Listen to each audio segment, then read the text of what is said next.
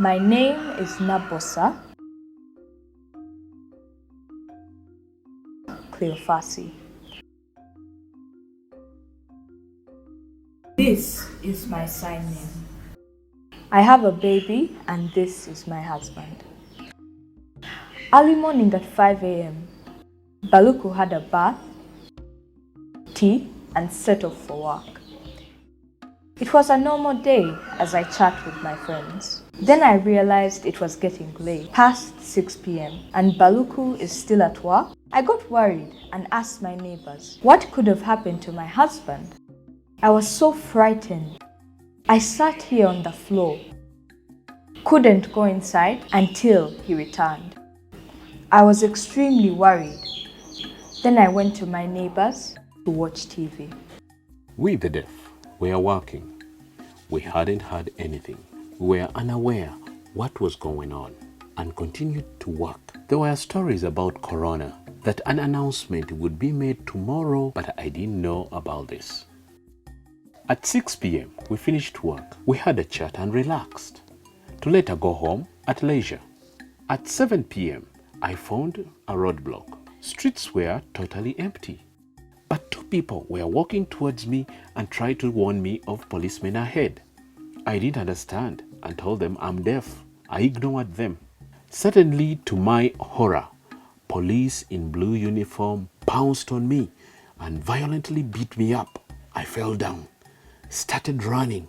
I found another group of policemen. Again, they beat me up. I was stuck and escaped through a narrow street, bleeding heavily and in great pain. Thinking I had escaped, I was shocked to find another group of policemen. I fell on my knees, pleaded that I'm deaf. They asked where my home was. I told them it was very near. To my relief, they let me go. When I arrived home, I fainted. I found him inside our home, bleeding and unconscious on the floor. Terrified, I tried shaking him, but he didn't respond. He was bleeding profusely.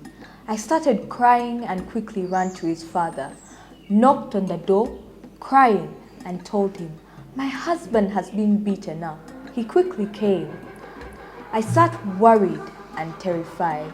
We took him to the hospital. At the time, I was 6 months pregnant.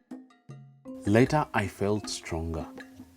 And afterwards, my wife's sister came and took her to her home in March, India, to care for her. I stayed alone at home.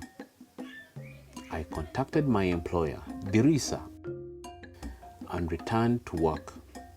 My wife sent me a message that I prepare our baby's clothes. I told her that I would prepare and bring her the items tomorrow. When I returned home, I found the door opened. Maybe my wife was home. When I entered our home, everything was gone. The bag was gone. Our clothes were missing.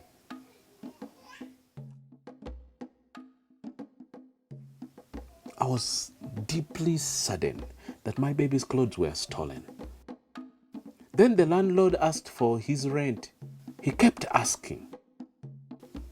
On Wednesday, I felt dizzy. My head was spinning with a lot of stress. So I got empty bottles and broke them I cut myself. with the pieces of the broken bottle. Bleeding, I wanted to kill myself. Luckily, my neighbors heard sounds of breaking bottles and quickly ran to rescue me, stopping me and calming me down.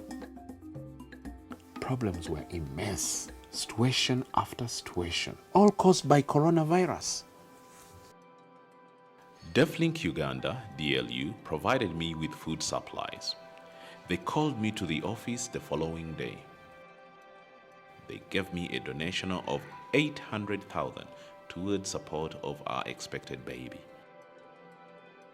My sister asked if I was feeling any pain and asked that I inform her when labor pains came so that I had a natural birth. She kept asking me, I told her that I would persevere. I had a natural birth. Thank God I didn't have a cesarean. My sister told me to be strong. Thank God I was relieved. As soon as she delivered, she sent me a message that we had had a baby. I was surprised and happy. I was so excited. But there was no transport. I walked and I ran. Then again quickly walked to the hospital, arriving at 9 p.m. I was so happy. We had our son, but I was exhausted. My sister told me that we'd be discharged the following day. I have no permanent job and continue to move from one job to the next. I have no job and there are many challenges. My husband's income is insufficient, so I'd like to start a business. In future, when I save some money, I would like to have a workshop of my own. In my place, this I must do.